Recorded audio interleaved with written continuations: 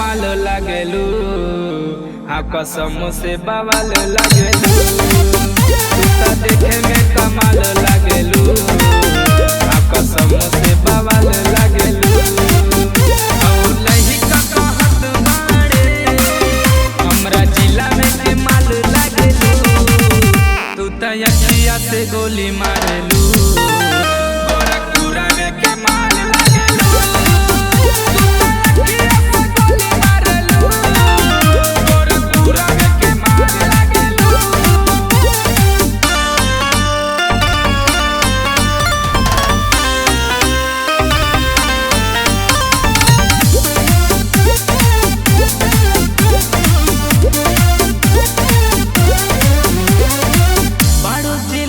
तू ही एक पीस हो, पूछा तो सभे बता दहना फीस हो, बता दहना फीस हो। बोला के बनई दीवाना हो, कहियो लूटा जाई खजाना हो।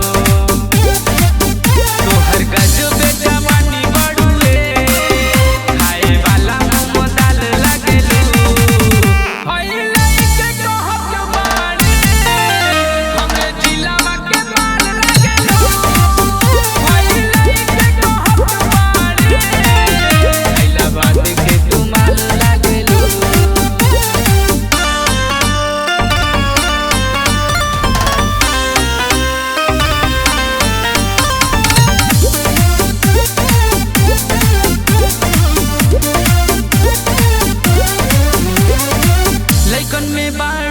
चबले तबाही